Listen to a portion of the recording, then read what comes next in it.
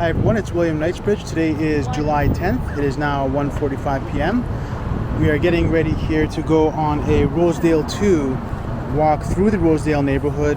If you're not familiar with it already, Rosedale is a neighborhood in central Toronto, and it is home to some of the highest priced houses in Toronto, and it's a very old neighborhood that has a lot of history behind it and was very fundamental in the early 1900s. It's where the wealthy citizens of Toronto used to live, and so it has a very important part in the history of Toronto. Hope you guys enjoy this video, and let's start our walk.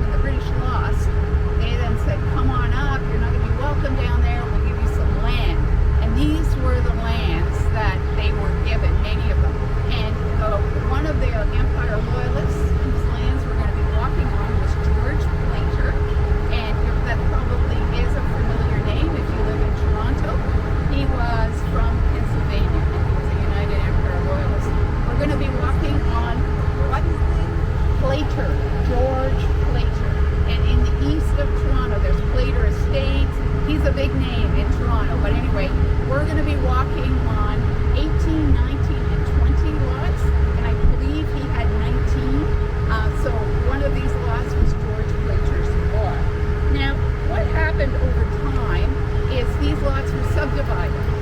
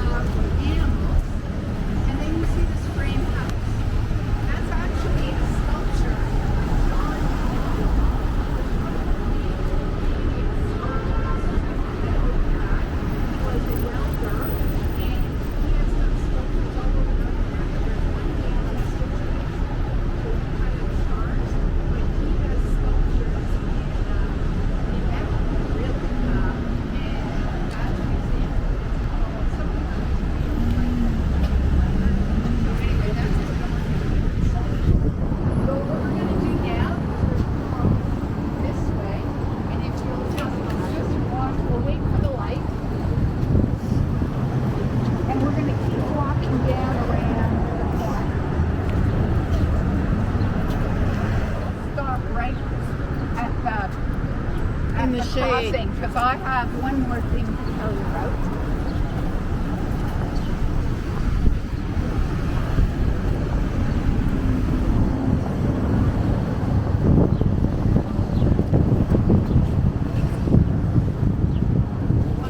If you want to go into the shade, that's okay.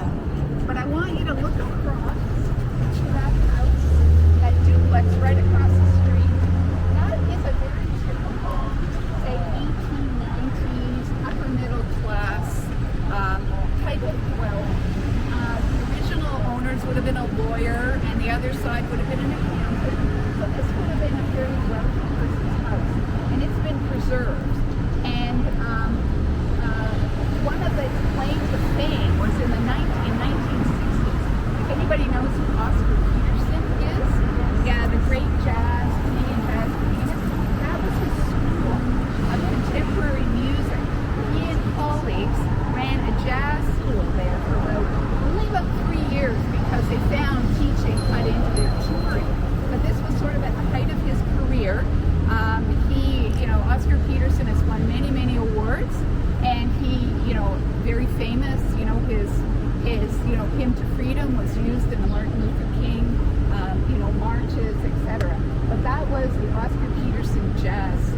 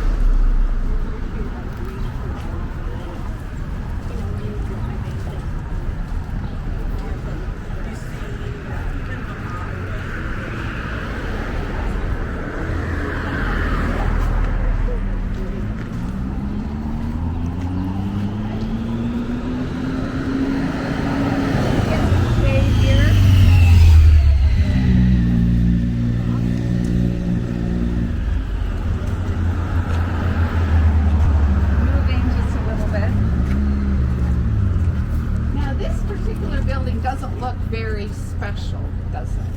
But it actually is. This was the first example of the Bauhaus style of architecture in the city of Toronto.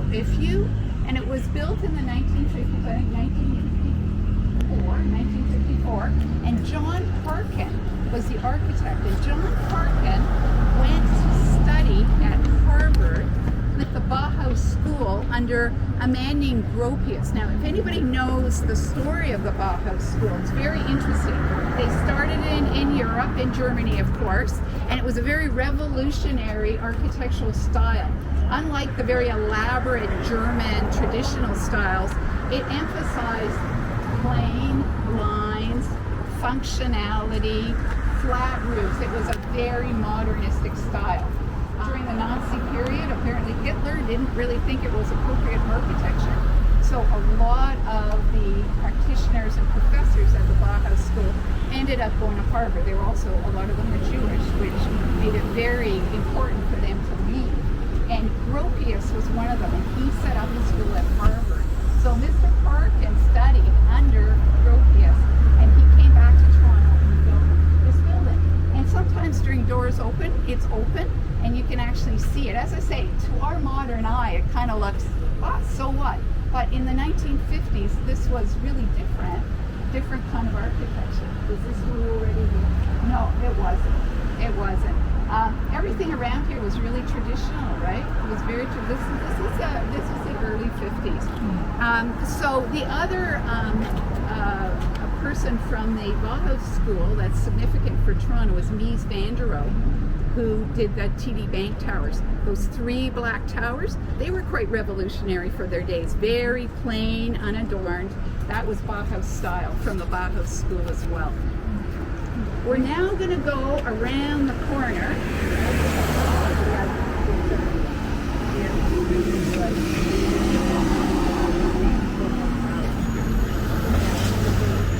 Oh, you did?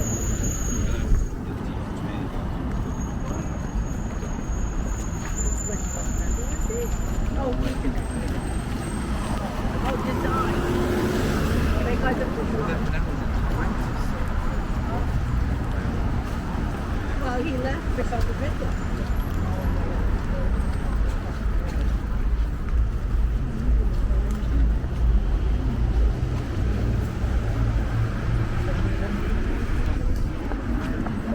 Yeah, it's empty. Yeah, I was going to, I noticed that.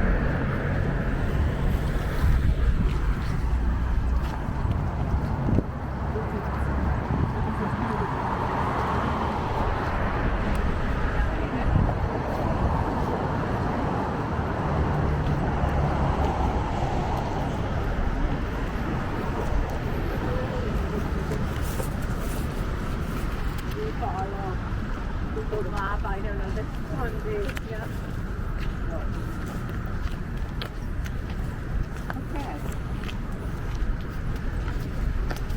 This is a National Historic Site. This is called the Studio Building. This was built in 1914 by an architect named Ian Smith, who we'll talk about more as we get into Rosedale. But this was built as a artist studio, the first purpose-built artist studio. And as you'll see, there's 6 apartments. And these were for artists to work and live. And apparently the light coming in is perfect for drawing and painting. And the real significance of this is it was funded by Lauren Harris and a colleague, and at least 5 of the group of 7 Canadian artists had studios in here. Now, Lauren Harris was kind of a rich artist. He wasn't a starving artist. He was a rich artist. And he funded a lot of these kind of projects. But as I say, a lot of the group of 7 worked here. And Tom Thompson, if you are familiar with that name, he's a Canadian artist. He's associated with the group of 7, not actually one of the group of 7. But he was not a rich artist. He was a starving artist. And apparently he had a little shack behind here because he couldn't afford to have one of these studios. And apparently that shack is now out in McMichael, in the McMichael collection. At least that's what everybody believes, is that the shack there was a shack here. So this was a very significant site with respect to Canadian art. And it is still, as far as I know, owned by the family, right? And is rented out. But it's a heritage site, so it has controls. So is it still rented out to artists? Or? I don't know if it's rented out to artists or not. It's very hard to find information on current, right? But it would be, they're probably beautiful apartments inside, right? Like just the light. It's like a modern Well, and also condo. very tall ceilings. Yeah, very tall ceilings. Now maybe with all the trees, I suspect there wasn't all of these trees here when they were getting the light right directly. It looks almost like a loft condo building now, doesn't it? Anyway, what we're going to do is we're going to go up this way. I'm going to walk through this section called Lauren Harris Park, because Lauren Harris had such an impact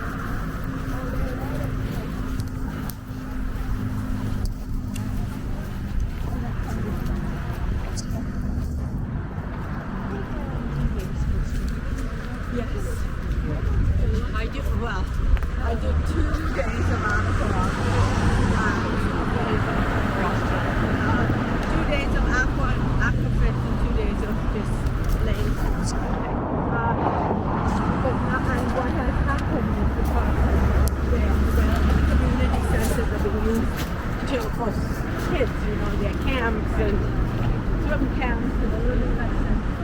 There's a whole thing that's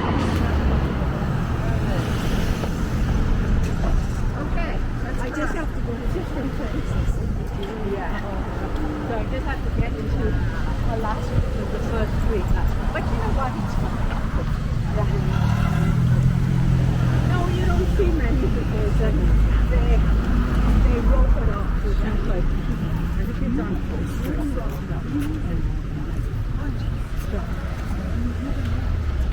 All right, let's get some shade here. Yeah, it's very good.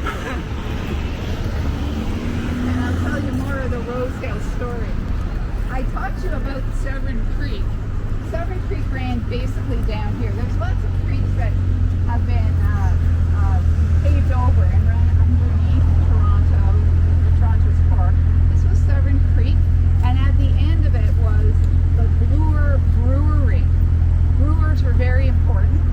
Joseph Bloor was an alderman and a brewer, and Bloor Street was obviously named after him. But this is where Mr. Jarvis, Sheriff Jarvis, built his corduroy bridge. And corduroy means that you put logs like this, and it collapsed once apparently, but it was the way you built bridges in those days, because he was trying to make this more accessible, Rosedale more accessible to the rest of York at that time. Now, we can't really see it.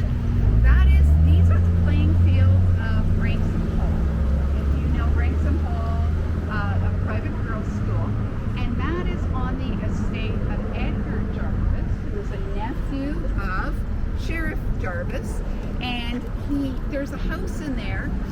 When we do this in the early spring, you can see it. Now there's lovely foliage, you can't see it, but you can actually see Edgar Jarvis's house that's been preserved on the grounds of Branksome Hall Landers. So it's still there. So the Jarvises were big in this area.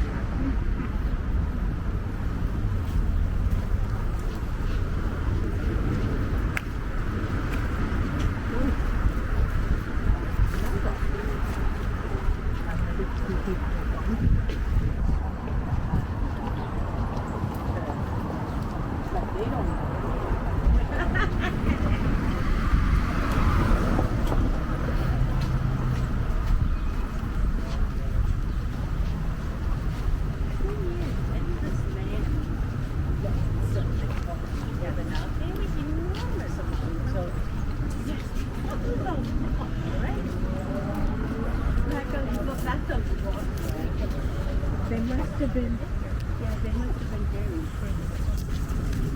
loyal to Britain too, for their contribution to what We're just going to walk from shade to shade today. good. I like it. All right, this isn't quite what you think when you think of Rosedale, looking at a low-rise apartment building. But the reason I'm pointing this out is in the 50s, 40s and 50s, there was a lot of development in Rosedale. Some of the heritage homes were being torn down, and there were lots of these little apartment buildings that were being built. And what happened was the residents got together and tried to block some of the development in order to preserve the heritage nature of the area. And so in 2003, it took a long time for this all to get organized, but in 2003, Rosedale was declared a heritage preservation area. And there are a number of these areas in Toronto. You get the city designates them, and then what they do is they go around and they grade the buildings. So a lot of like all the buildings in Rosedale are graded, and if you're A or B, you are of historical significance and they can't be torn down. And then if you're C, you know, there's different gradations, but if you're considered very historically significant, you have to get permission to really do anything on the outside or to build anything. So that has really stopped a lot of what people would consider inappropriate development, right? And you will see, I'll show you some of the more recent development and how well it's been done, right? And how it's really blended into the neighborhood and what the power of a historical preservation order can do, right? Because you just can't rip things down and put up whatever you want. But there are these historical old, little apartment buildings dotted through that you will see. So let's see some of the older houses.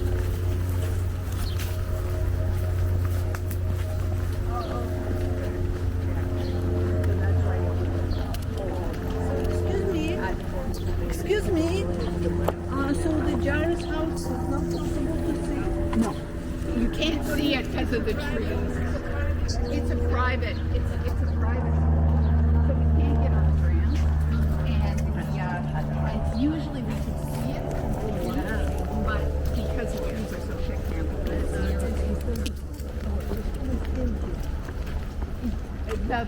His house is beside the school. It's by our standards, it's a small house, but they preserved it on their land. So.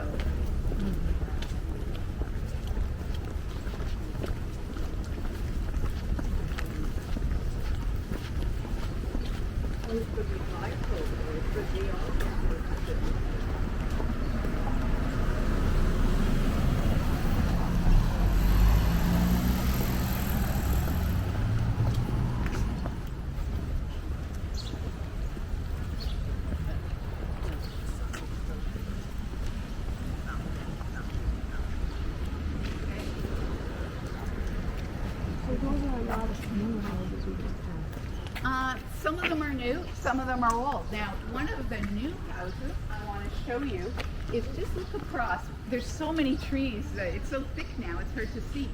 But that's a new house. And you wouldn't know, would you? You would think it's an old house, and look at how the little garage is tucked in the hill. They have these stone fence. This, they ripped down a 1937 house that was kind of nondescript, and they built this house not so many years ago. And I think they've done a really nice job. And I'll show you a couple of others on our route where it's almost indistinguishable from the old houses, which goes to show you can upgrade without destroying the character of a neighborhood. Yeah. This is new.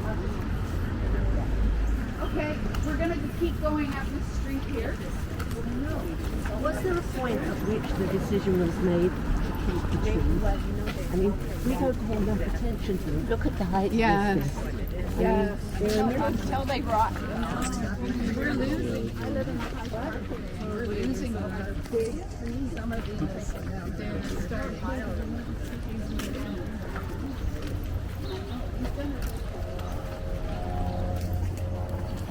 Unfortunately, they're starting.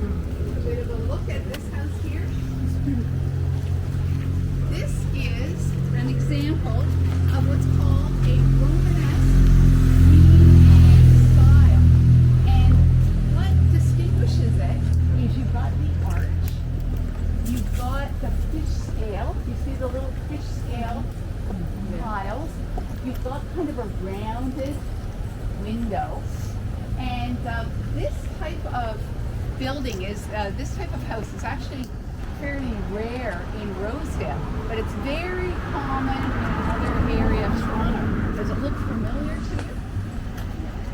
The annex. This is a very typical annex house, and for some reason, this was the annex style. And the annex was, at about the same time, was a developing suburb that a lot of professionals lived in, and they built houses that looked like this, so it was called sort of the Toronto style. but it's the technical name is Romanesque. It's always called Romanesque when there's an arch like this, and then Queen Anne because it's got these little wobbles on it, right? The little eclectic things.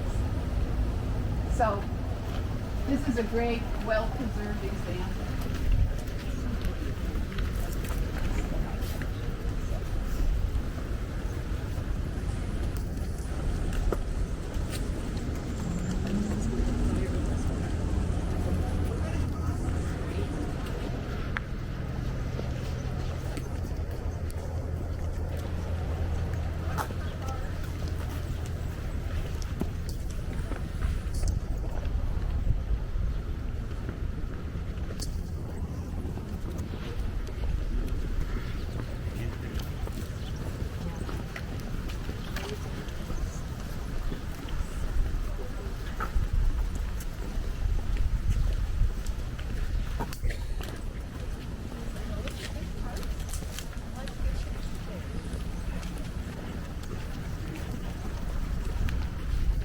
All right.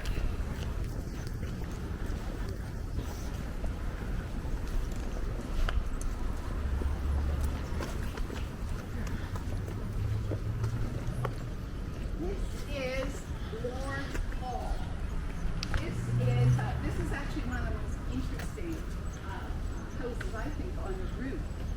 Architecturally, it is Italianate Second Empire style. It was a very popular style in the 1870s, and you'll see what's called a mansard roof up there, and fish scale tiles. They were very popular, and kind of it's a little fancy, which makes it kind of Italianate. This was built for a man named William Davies.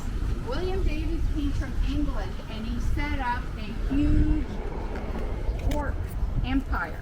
He set up the empire. He had a stall. He started as a stall down on Front Street on the market area, and it grew huge. And apparently there were pigs going down Front Street like crazy. That's why Toronto was called Hogtown. So many pigs, right? He was in the center of it, and he built a huge empire that eventually became Canada Packers, right? So he's kind of the father of Canada Packers. He and his wife had this house built for them. He amassed a huge fortune, which he gave away mostly to philanthropic causes looking for a cure for tuberculosis, because he lost 2 sons, right? Which was very sad. So you can have all the money in the world, right? But he lost his 2 sons. So he gave his money away, and this was bought by a very interesting character in 1906 called William Perkins Bull. If you ever want to look up something on William Perkins Bull, the Law Society of Upper Canada is a really great biography of him. He was a lawyer. It's one of the first lawyers. He was one of 11 children who lived on a farm, grew up on a farm in Peel, and he made his way to Osgoode Hall in U of T, and he became a really big deal. He became Timothy Eaton's personal lawyer, and he also got involved in all kinds of business deals, some of which kind of got tinged by scandal. So he was always one of these people who was, a little on the edge. But he was very famous for the fact that after the war, he and his wife went over to England, and they set up convalescent hospitals in England. And then they came back, and he was retained by a client in Chicago who wanted him, what was his name? William Corlick, who wanted him to get a divorce for his daughter, Maybelle,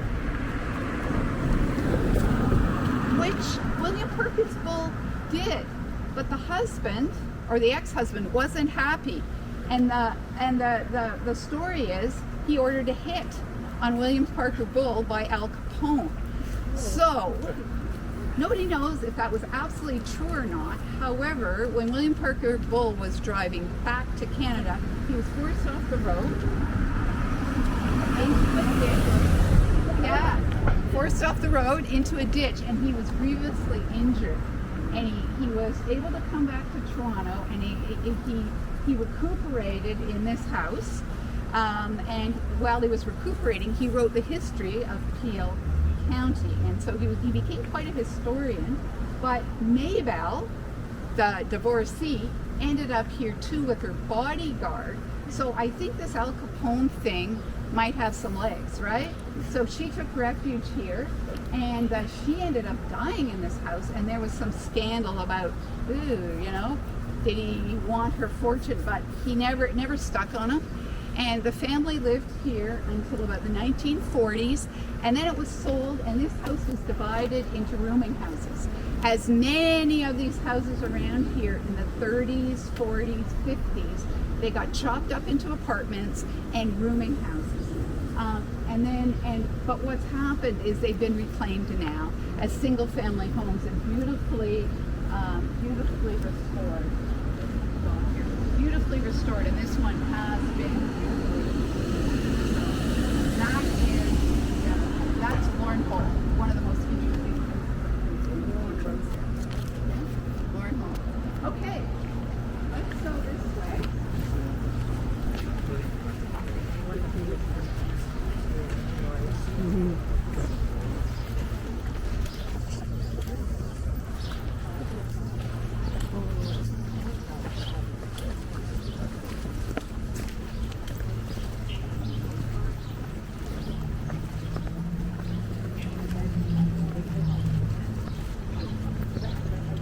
Just be careful. Traffic comes around the corner very fast.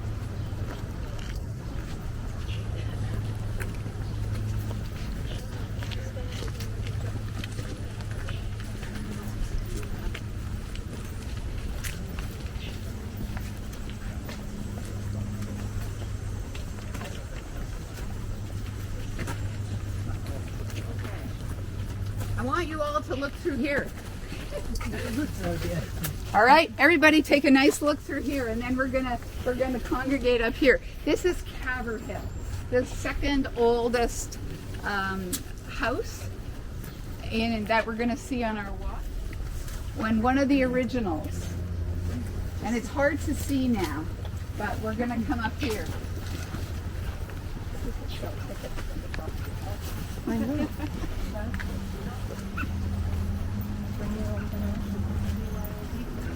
Okay, you can see it a little bit here, but you get a better view of it. This was built in 1855, and it was a big estate. And it was built for a young lawyer named James Boyd Davis. And this style is a Georgian style. And it's got 3 chimneys, and the porch was added later. But in 1927, this house was bought by Reg Geary. Reg Geary was the mayor of Toronto at the time. And he married Beatrice Caverhill from Montreal. And that he called it sweetly Caverhill after his wife. She was a socialite and really big in the Red Cross. So Beatrice Caverhill was a very well-known person. Reg Geary was mayor of Toronto, and then he became a member of Parliament for this area. So he was a long-time politician. The Geary family lived in this house and improved it, and the original estate had got cut down. And then it was bought by developers in the 1980s after the family sold, and they wanted to further subdivide. It's a juicy piece of property, huh? And they wanted to make a whole bunch of really nice houses. It's got a ravine lot, and the city wouldn't let them because it's a heritage building. It's historically significant. So they let it go. For 12 years, the animals got in, it was really bad, and I think what they were trying to do is it's sort of a war of attrition, right? If we just let it go, the city will say uncle, and they'll let us do it. It never happened. Eventually it got sold to a family who lives in it now, who beautifully restored it, and we know it's beautifully restored because it's on the market for $20 million. You can go on the website, 124 Park Road. You can take a virtual tour through. It's beautiful. The land where the house beside it was severed, Yeah. and Jack Diamond designed that. Oh, is that right? Yeah. So that was, and David Thompson lived. Yes, yes. Yeah, well, he did, and then they let it all go into I know, disuse. yeah. That was sort of the thing. It was for the nuisance. They wanted to improve it, but if you want to see how it's been taken care of now, it's actually very beautiful. If I had $20 million, I was looking for a house, I'd buy that one. Underground.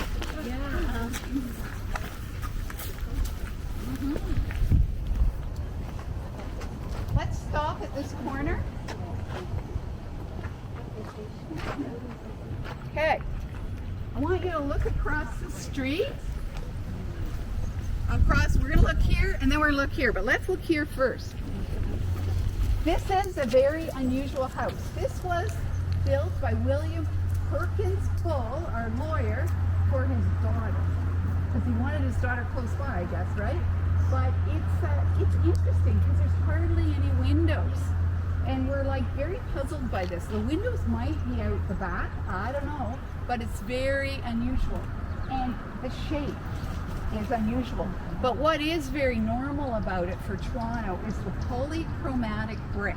And when we talk about polychromatic brick, it's the red and the yellow. And those were the colors that were made in Toronto. So you see so many buildings in Toronto with this color scheme, and it's really quite beautiful. But this is a very unusual looking house. The other unusual house is this one right across the street here. This is called the Tom House. We don't know very much about who Tom was, but he had this very unusual house built, and it's very Italianate. If you want to look and you see the little cupola at the top, the wrought iron, metalwork, that's all an indication of Italianate with, they call it Gothic touches, because it's got the high windows and the high arches. But it's a very eclectic house, and it kind of defies categorization. But you'll see that they've still preserved the original stone fence. It's one of the only ones still preserved. Sorry.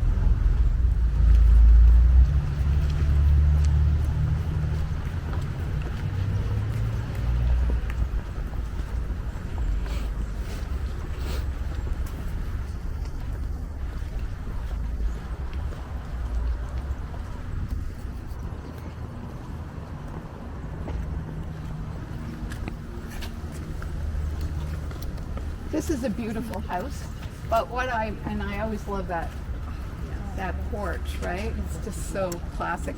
But what I am going to draw your attention to is on our theme of new blending into the old. This is a little private road called Corrigan Close. This used to be one lot, and what they've done is,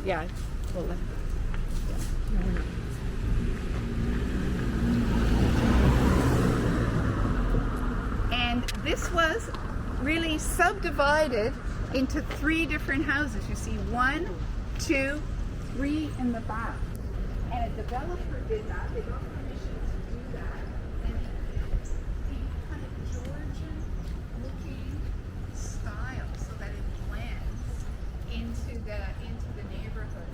The Georgian style is the one with the big, pillars, very symmetrical, same on both sides. But I think that's a fairly good example of blending. They made 3 houses where there was 1, and it doesn't stick out like a sore thumb. So I think that was a pretty good example. Okay, let's keep going.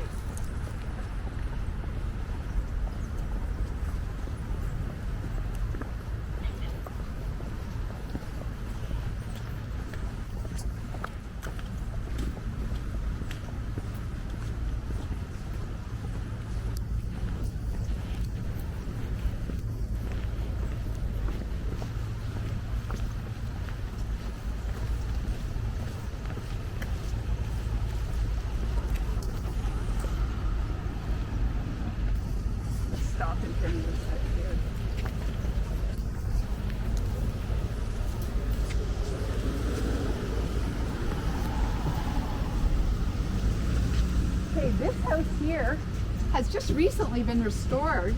A couple of years ago when I was walking here, it was all under restoration. But it almost looks a bit southern, doesn't it? With the double portico, the big columns. You'll look and see how far it goes in the back. It's a huge house. And I think they beautifully restored it. There's a fountain in the middle of it. This was built for Alexander Reed in 1902, and he had a company that made women's belts and scarves. So he made a fortune on belts and scarves. So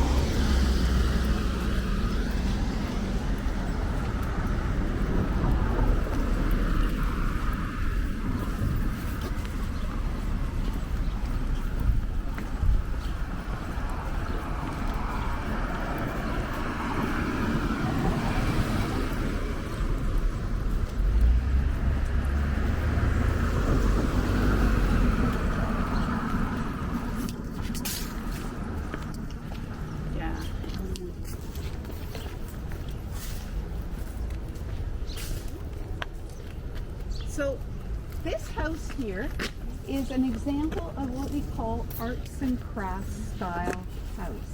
This was built by Eden Smith, who also built that National Historic Site, the studio building. And he was really the first practitioner in Toronto of the arts and crafts style that he brought over from England. And it's kind of known as a cottage style. And the houses were very cottagey and homey, often very steep roofs, multiple chimneys. The door is not in the center. It's not like the Georgian where they got a huge big door, right? It's often off center. And he was the originator of what's called the turnaround house, where the main room, the living room, is actually looking back in the garden and the kitchen is in the front. Now, I don't know whether this one is a turnaround house or not, but many Eden Smith houses are turnaround houses, and Witchwood is a great example of a lot of arts and crafts houses. You also see some of them on Indian Road out in the High Park area, and this is Eden Smith was just everybody's architect at that time, and it was and the houses inside are very homey, lots of wood, lots of little alcoves, lots of natural materials. It was all about comfort. He believed that architecture was not a science, it was more of an art, and that form needs to follow function, right? So it had to be livable and comfortable and all of that, as opposed to just brand, right? So that's an arts and crafts house.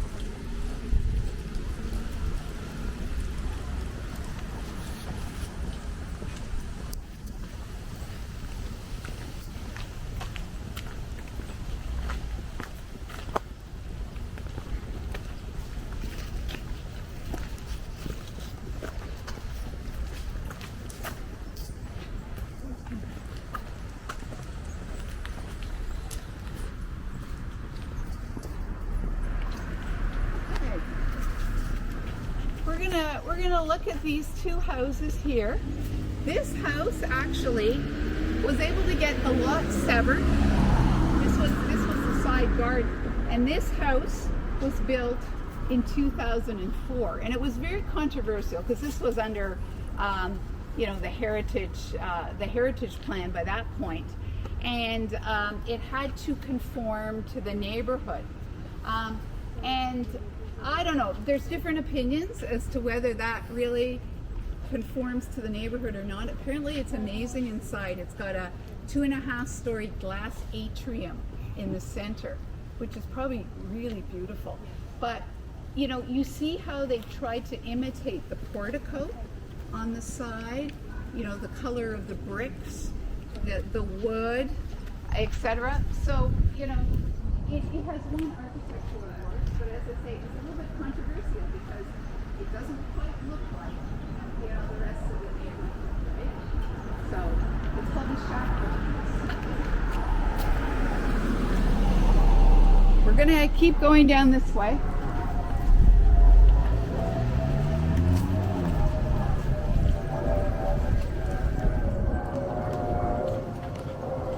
Let's cross the road when it's safe.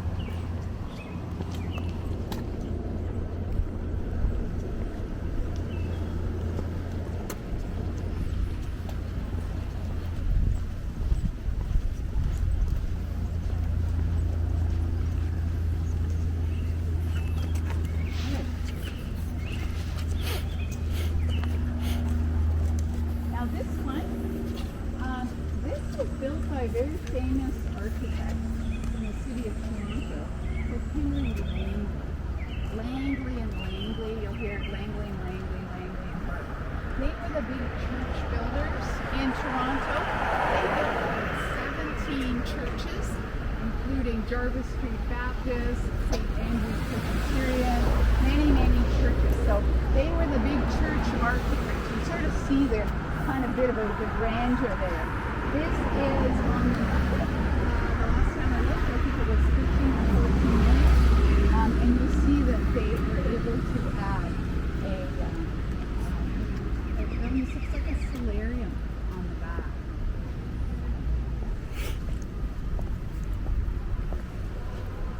So you see it's an unusual style. It has this peak.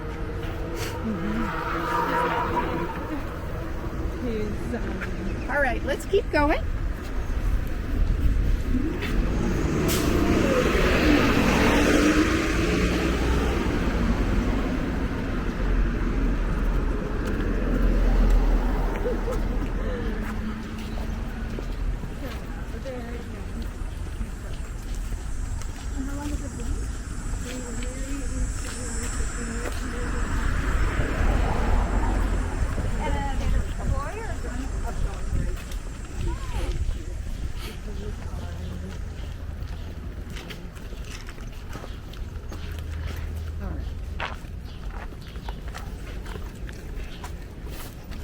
Across the street.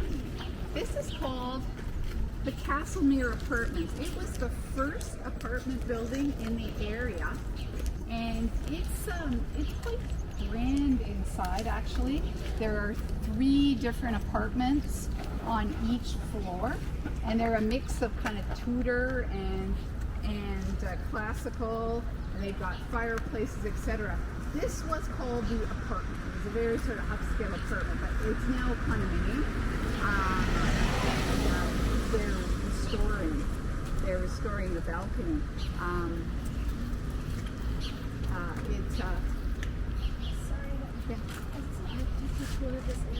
It's the ROM tour. Yeah, the ROM. So I would just book it on the ROM? Yeah, or you could just join. Oh, it's a free tour. Yeah, it's a free tour. Anybody can join. Oh, yeah.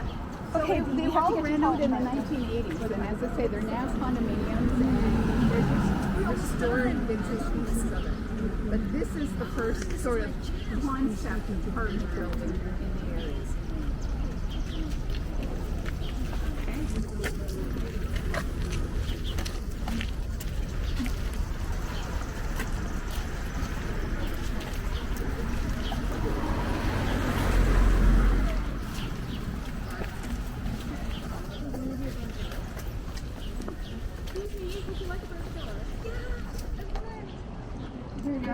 For our leader. Yeah. My 10-year-old's like sweet blue in the Yeah, area. here you We're go. so into A it. lot of them, they're free walks. You just show up. That's amazing. All right. All right. See ya. Thanks for doing that. We're gonna stop right here. This is unusual because it's a semi-detached. You know, you don't see too much of this. This was by the architect Eric Hollandy, and apparently he made it for himself and his in-laws. So maybe that's the concept of the semi-detached. Yeah, they got to live with me, but I'm going to make them a separate place, right? But this is a Georgian style. It's a fairly simple. It's not as grand as a lot of other houses here. It's a fairly simple style, but it's Georgian, and it's a semi-detached, which is unusual.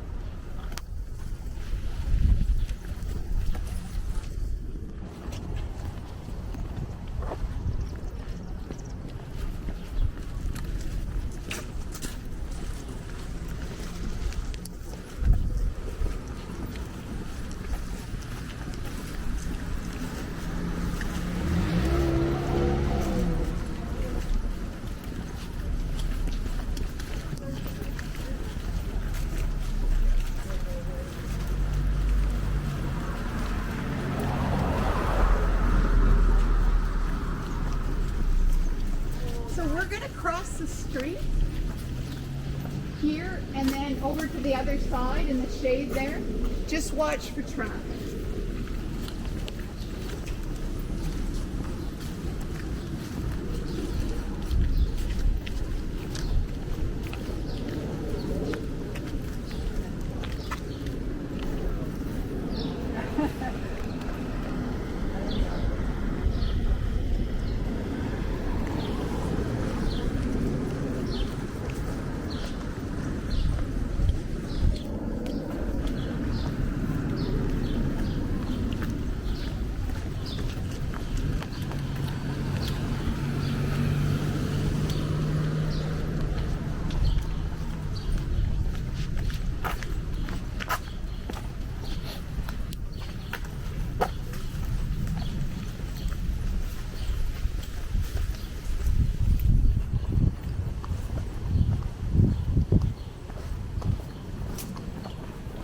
Maybe we can get in some shade here.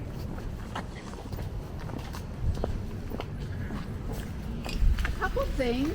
This area in here was where the original Rosedale estate was. This is where Sheriff Jarvis set up his estate.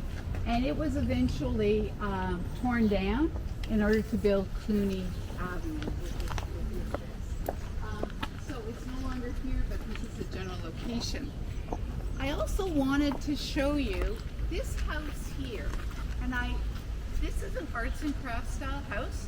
So this is the Eden Smith cozy, comfy style. But look at the brick on the side. What does it look like? It's unusual, right? It's rough. It's rough brick, and this brick is called clinker brick. And what the arts and crafts architects started to build with this clinker brick because they were the reject bricks. Apparently in the brickworks, some bricks kind of explode and get misshapen and they get thrown out. But the arts and crafts fellows thought that looks pretty cool, right? So they started to use clinker bricks. So the brickworks actually started to make those kind of bricks, right? So you'll see, you know, a lot of houses in Toronto with this kind of rough-looking brick. I think it's actually quite lovely, right? It's got that very kind of a little more rough, rustic look about it. But anyway, so that's clinker brick, and that is a really good example of it on that side. Okay, let's keep going. We're going to cross over again and go over here.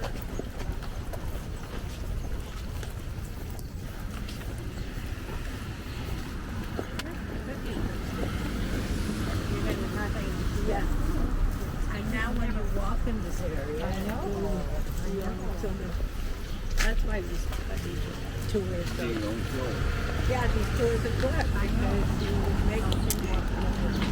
Yeah, and you walk by these things that you absorb them, but it doesn't fit.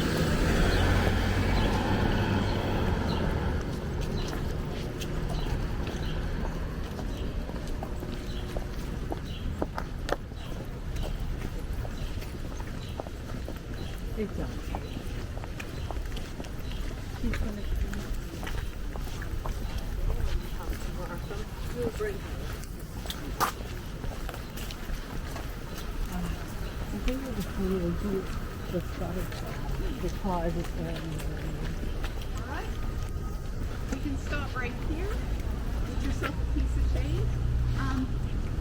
It's so hard to see some of the features right now because the trees are so lush. But this is a house built by Hamilton Townsend, and you're going to hear a lot about him from here on in because almost everything from here on had his handiwork. He is an architect born in Toronto, but very influenced by his travels in Europe, where he saw a lot of the English cottage style architecture.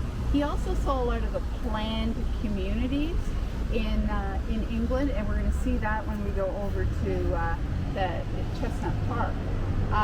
But this is kind of an example of an English cottage style. You'll see sort of an unusually tapered buttress at the side. It kind of comes down and is slanted, and it's got this very unusual slanted roof that comes right over the porch. And of course, all the cottage styles, they always have these massive chimneys, because chimneys, I guess, are the heart of the house. So, we're going to go across the road.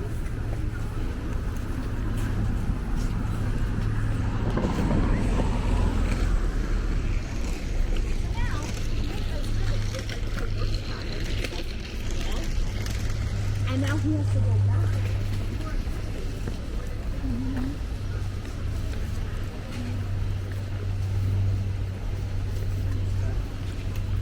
Another Townsend house. This is called the Dixon House. And it's also built in kind of a cottage style, but I almost think it looks a little bit Scottish baronial, you know, with the leaded glass windows. But you see the love of the rough stone, the leaded windows. It's a beautiful house, and Dixon was a banker, and you know, Hamilton Townsend was the architect at that time, so you wanted him to build your house. Eden Smith and Hamilton Townsend were the big names, and of course, you know, Langley as well. Those were kind of the big names in architecture during this period. Okay, we're going to keep going.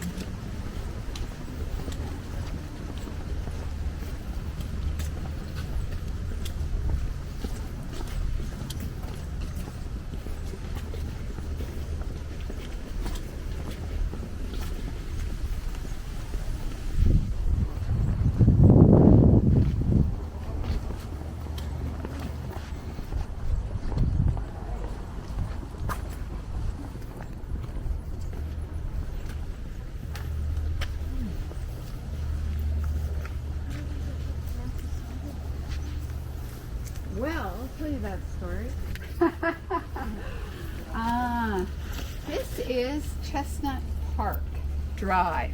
And this was one of the first planned in Toronto. And our friend Hamilton Townsend was the architect responsible for this. He went out to England and saw some of the communities like this where they would plan the road. Up until now, people just buy lots and build houses. There was no sort of rhyme or reason, right? This was actually very intentional, and the whole sidewalks, like bricked sidewalks, boulevards, these gas lights, it was all part of this. It was really the first subdivision, right? Because this is how a subdivision is done. But this was his vision, that all the houses would be of kind of a similar nature. And we'll talk about the architecture here, but it's Georgian or Neo-Georgian, right, in style almost exclusively. But this is still one of the loveliest streets, I think, in this area, because they got the lovely brick sidewalks, you have the boulevards, you have the, the fancy street lamps. So this is Chestnut Park. Now, this area, it didn't start as a suburb. It was actually belonged to Sir David Lewis McPherson. He was the owner of the Grand Trunk Railroad, so he was a very rich man. And he married Elizabeth Molson of the Molson family. So two very rich families coming together. He owned all of this property. And we're going to see where his estate was. It's really at the end of our tour, at the end of the street. But there was a huge, he had 12 acres. And there was a big house, there was stables, there was, the whole business, right?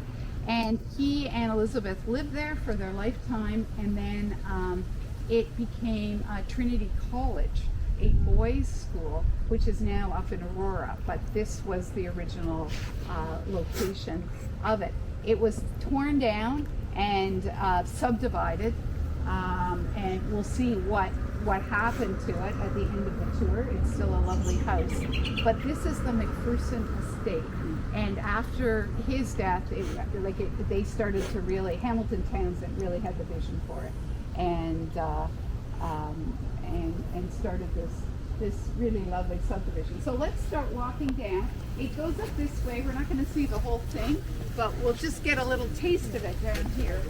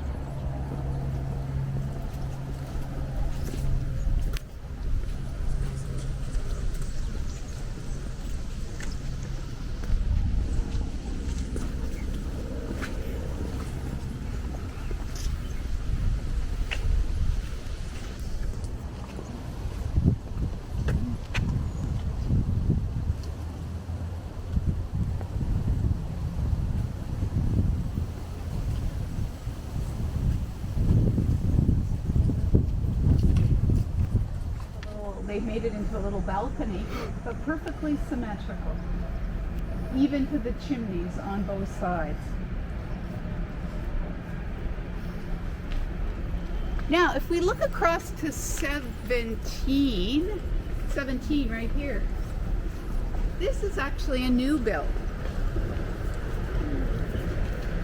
And they've built it in the same style, Georgian style, as the rest. I think they've done a pretty good job, huh?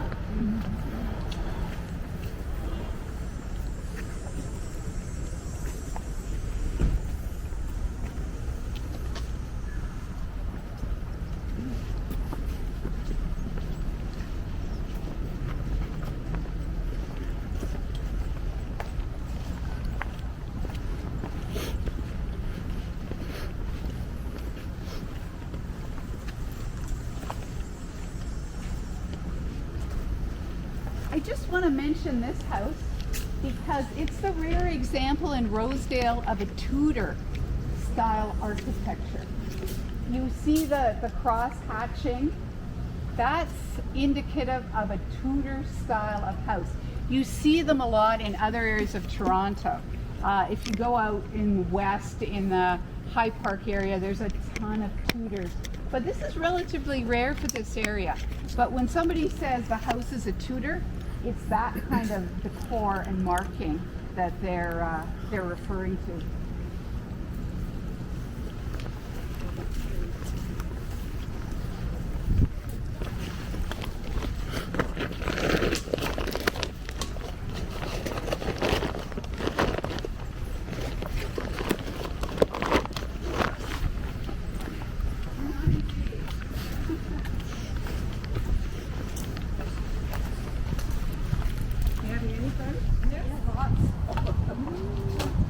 You don't look like you are though.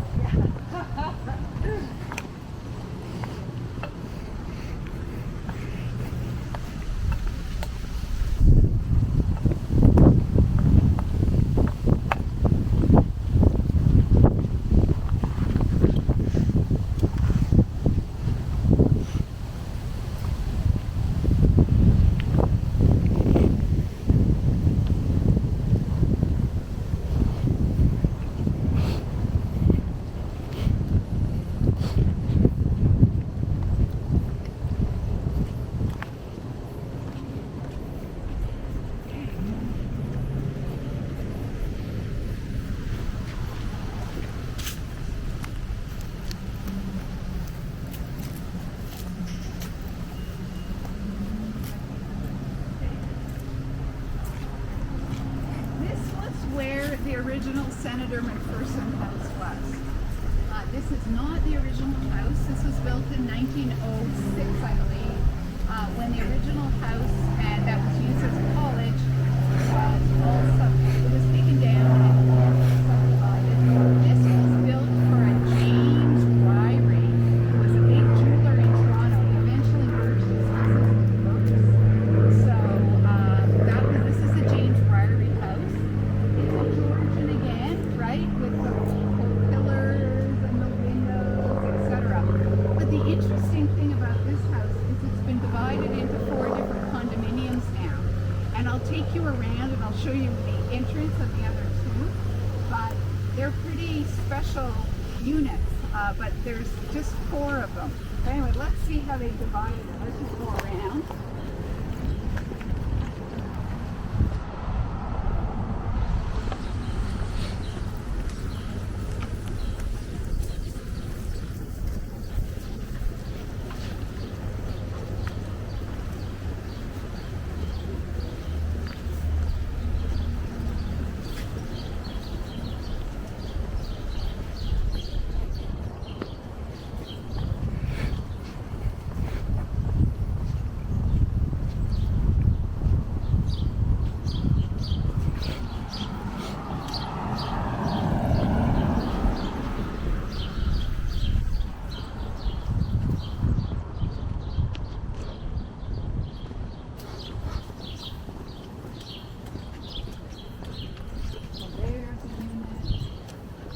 There's a unit. It's been very kind of imaginatively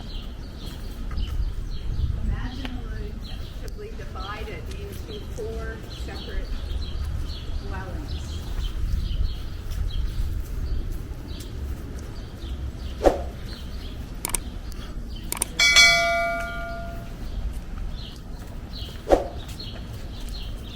Okay, well, this is our last spot. The subway is just around the corner. Just want to mention to you that the ROM is fully open, and please visit. There's an amazing new gallery called the Dawn of Life Gallery that's life prior to the dinosaurs, and it's really, really good. I've seen it 3 times. I can't get enough of it.